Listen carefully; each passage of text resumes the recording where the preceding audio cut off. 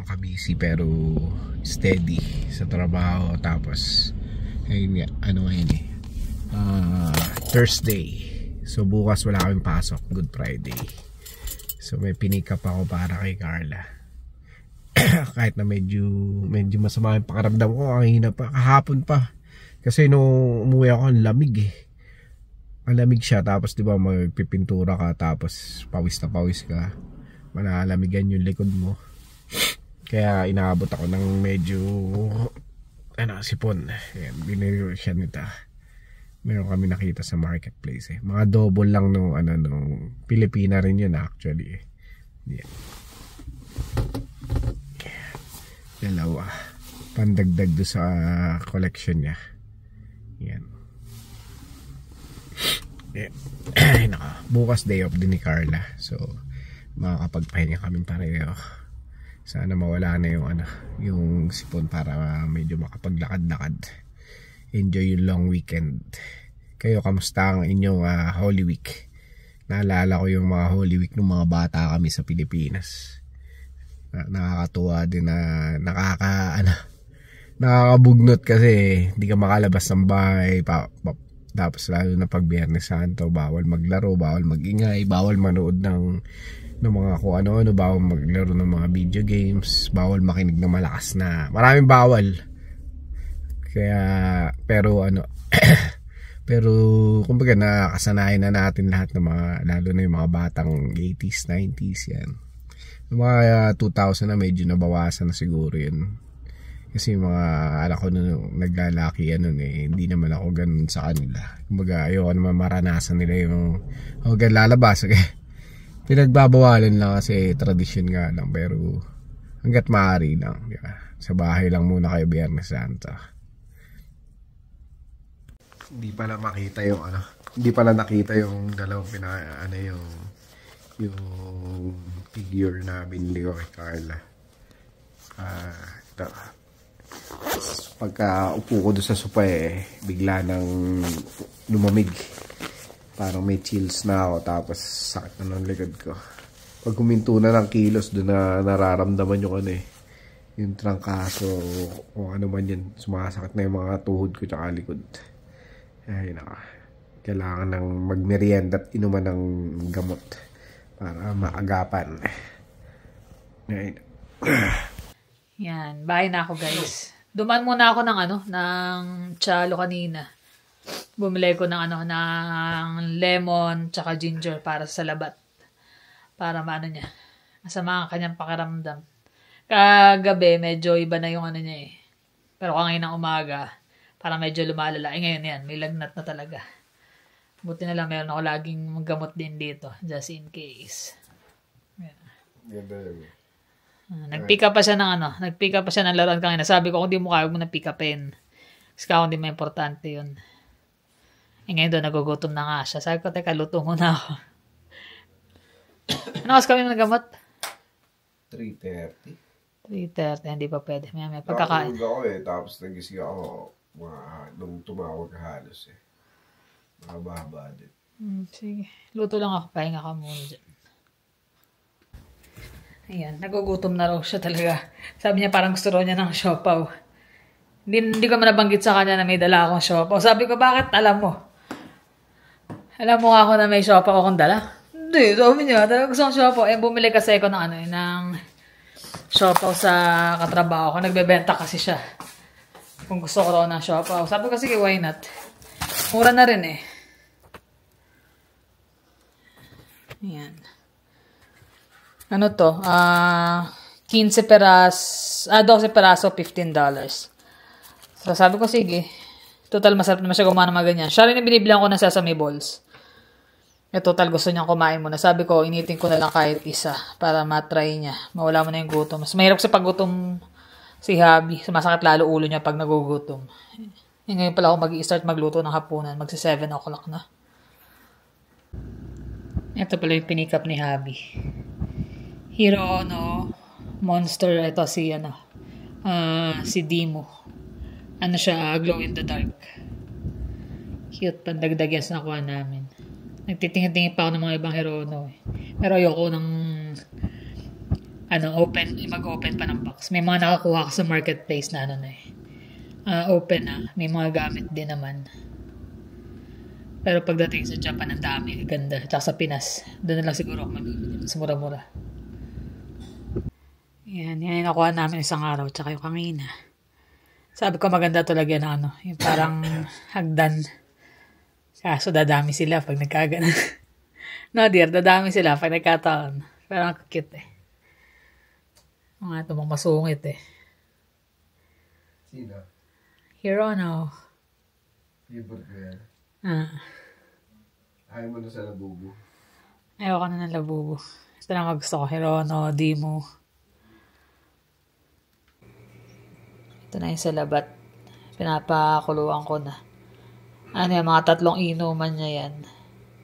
So ngayon inom siya. Tapos before siya matulog, inom siya ni Yusetran. Tapos sa madaling araw, lalagay ko na yan sa may tumbler para overnight din ang iinumin niya.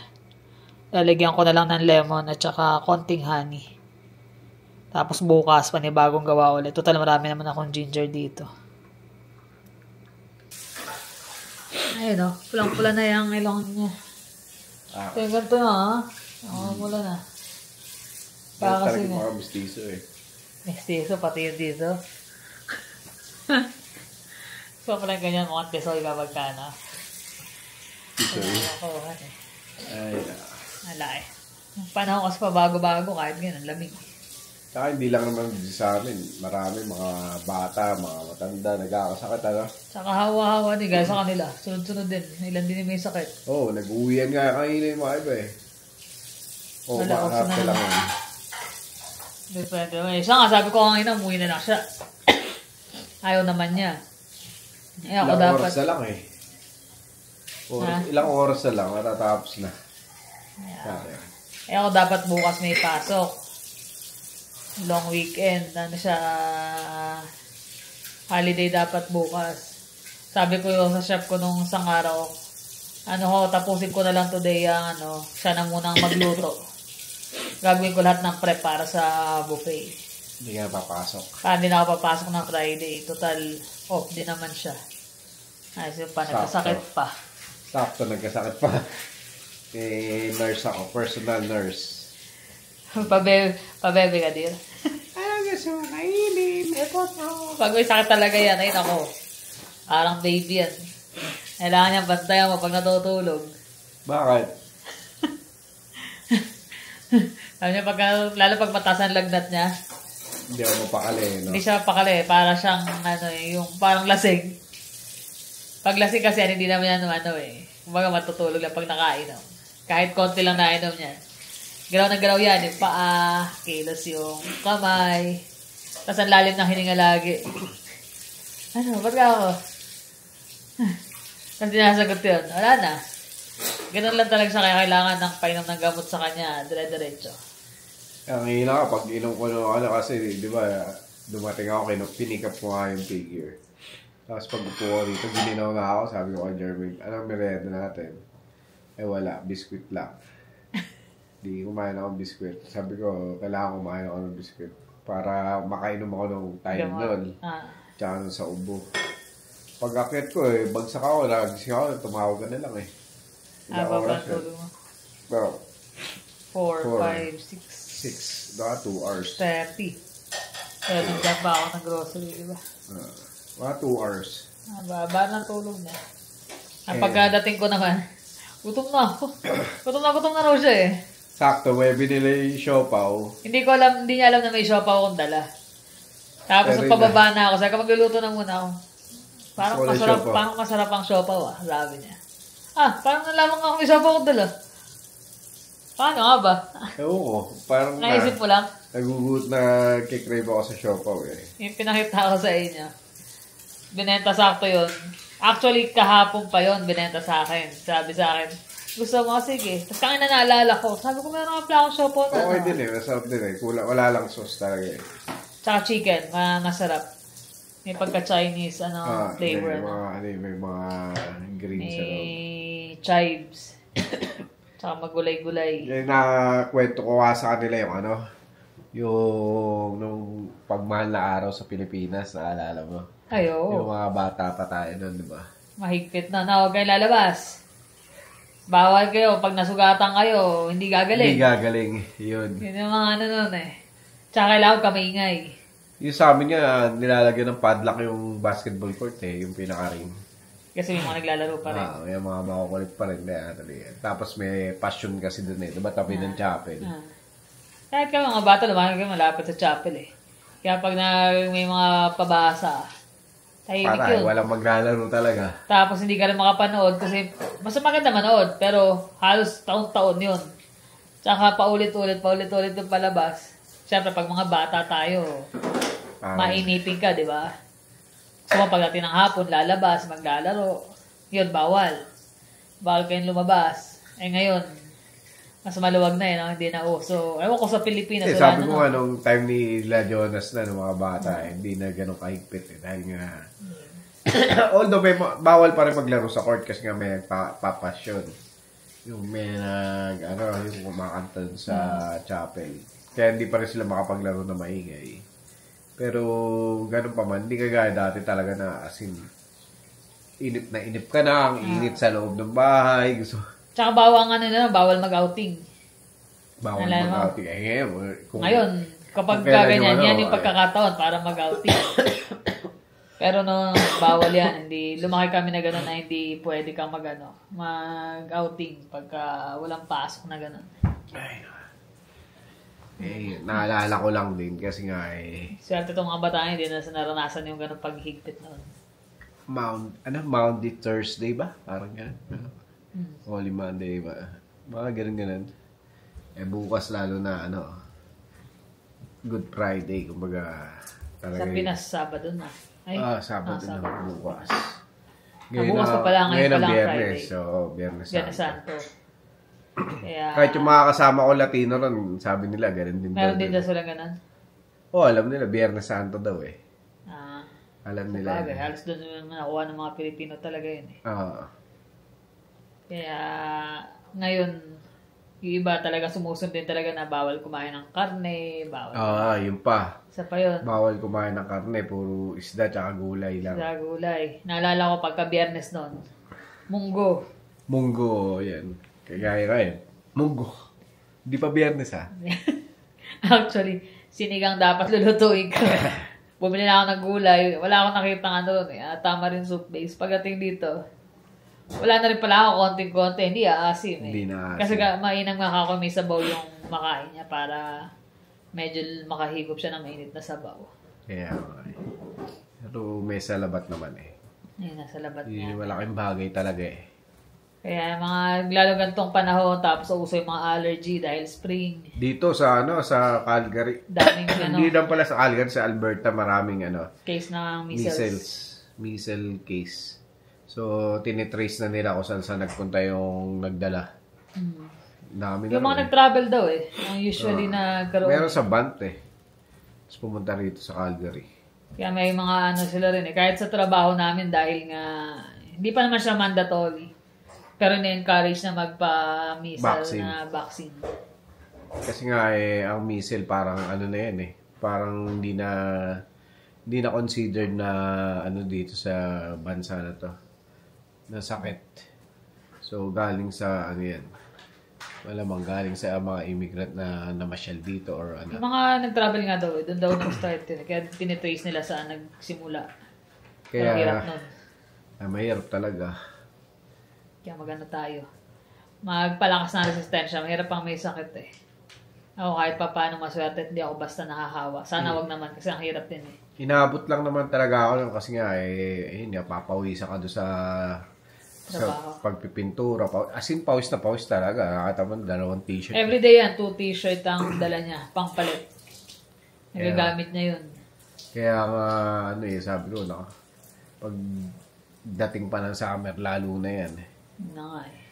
Kaya sabi ko, hirap din talaga. Kaya, if ever man yun nga, pagbalik galing bakasyon, sabi ko, seryosohin mo na yung paghahanap. Hindi kasi ako naghahanap masyado dahil nga patalon-talon ako ng trabaho doon sa amin. So, meron, doon ako. Nagbablast, nagpipaint sa opisina. Kasi malaking factor din talaga yung biro mo init pag summer. Ilang buwan din yun. Ginawa nung kasama ko na puti. Pumalpak siya doon sa dalawang malaking pipe na rush na kailangan na i-deliver. So, nagalit yung opisina. Ako yung tinalaga na magpintura. Simula na, wala na, yun na, tuloy-tuloy na. Kaya wala. Kailangan niya kasi linya ng trabaho niya yun eh. Oo. Kaya lalong bumigat. Noong kasi nakakapag-blush siya, blushing, tapos pasundot-sundot yung pagpipinta niya. Or pagbakasyon yung isa, siya ang papalit. Ngayon, talagang regular na siya doon. Kaya ang init. Nakaka-exhaust yung, parang nakaka-dehydrate yung yung init na yung pawis ka ng pawis. Kaya dali siya magkaroon ng sakit. Wala. Pagbalik natin, araw-araw, sabi ko nga sa kanya, araw-araw, mag-check ka sa Indeed or sa City of Calgary. Check mo, kahit na pasahan ng pasahan eh. Kaya Wala, pag umiidad na talaga, kailangan ng palit-palit muna ng linya. Sabi nga nung napanood ko yung sa Pilipinas nakita, nagto-talk siya doon sa mga tao. Para ini-encourage na maging businessman instead na empleyado lang. Kasi daw meron daw istorya, nakita ng empleyado na yung boss niya. Boss, ang ganda ng kotse yung gara, sabi niya, oo, kabibili ko lang nito, pero sipagan mo lang, galingan mo lang sa trabaho, sabi niya. Tuloy-tuloy mo lang yung ginagawa mo, mas galingan mo. Tingnan ko next year, baka mas maganda pa rito yung maging kotse ko. Sabi nga naman. Ibig sabihin, nakarely sila dun sa mga tao. Gano'n naman talaga. Nakarely sila dun sa mga trabahador nila. Kita yun sa amin, di ba? Yung sino ba naka-front doon? Di di ba? Si James. Si James. Di siya yung laging very good. Samantalang siya yung di ba? Gano'n talaga eh. Nakaupo lang. Kasi kung sino kami yung talagang naka. Pero swerte na talaga kapag masipag ang mga tauhan. Kasi, kaya sabi lang, gusto mo talaga magnegosyo ka. Kaya lang, syempre, sa kalagayan ng ekonomiya ngayon, mahirap mag-risk. Mahirap maghanap ng gano'n na business. Yung ibang piping company sa amin na din dinadala. Kaya hanggang ngayon yung business slowdown kami, nakakaroon pa rin. Kasi sa amin na binibigay Ang hirap naman ang hindi nila tanggapin kasi project yun Ang hirap na. Lalo ngayon, daming nagsasara. Siyempre, yung company nyo, parang sige, tanggapin natin yan. Kaya lang kayong kawawa kasi kayo ang sasapo ng trabaho. Doble. Kasi meron na kaming project na sa amin lang. Meron pang mga parang sample. Pinapasa. Ay, naka. Talaga. Kaya ngayon yan, enjoy namin ang pahinga. Pahinga talaga. Ngayong Biyernes, Sabado. Kaya nga hindi na rin ako na pumasok. Although tutuusin, dapat mas malaki yung kikitain dahil nga holiday. Overtime pa. Minsan nasisilaw tayo. Pero parang papasok ako. Isang araw lang ang pahinga ko. Ang daming gagawin. Gaya niya, may sakit pa siya. Ay, di mas mainam pa na magpahinga na lang sa bahay. Tapos imbes na nakapag-grocery, di ako makapag-grocery kasi isang araw lang, parang pagod ka na. Pagod na. Kaya nga. Kapag pwede. Pero pag sa tingin natin, kailangan natin pahinga naman. Buhay. Importante yan sa buhay na magpahinga paminsan-minsan. Yeah. Tayo yan na lang. Hindi naman tayo robot na... Minsan minsan sinasabi natin na ganyan tayo, pero patuloy pa rin natin nagagawa kasi sa pangangailangan, sa mga bayarin, pero dapat talaga... Isa na rin kasi dedikasyon sa trabaho. Ayun pa. Meron kasi tao talaga na yung sobrang dedicated sa trabaho. Kaya lang, dapat alam natin kailan tayo yung dapat... limitasyon. Yung may limit din talaga kasi mahirap kagaya ngayon, di ba? So, kaya sabi niya, gusto mo, ayaw mo ng OT, sabi niya. Sabi sa akin, chef. Sabi ko, hindi ko kailangan ng ganun. Kailangan ko akong pahinga. Tapos ka akong pamilya nasa bahay dahil nga long weekend. Okay. Kakangina pagod ako. Kasi kailangan ko tapusin. Tapos siya nagluluto. Sabi ko, okay lang yan. Break time, saglit lang. Kami ganun din, di ba? Ratratin na natin ngayong weekdays Kesa pumasok mga ng weekends. Which is mas okay nga yun eh. O go-overtime na tayo ng weekdays kesa basta pag day off, di ba? Yung iba kasi gusto weekends na go-overtime dahil Mas malaki. Wala naman daw silang ginagawa sa bahay. Kagaya ni Bo, mas gusto niya yung weekends kasi isang araw, 8 hours. Hindi nila na-realize na mas less yung pahinga nila, di ba? Oo, kasi the next day, lalo kung magkita ng trabaho, di ba? Tapos papasok ka 6 na araw. Parang kulang yun. Kung pumasok din pala ako, mangyayari straight ako ng dahil pumasok, nag-OT na ako last week, di ba? Oo, nag-OT ka na. Kaya talagang tinanggihan ko na eh. Napagbigyan ko na siya, enough na yun. Gano'n naman eh.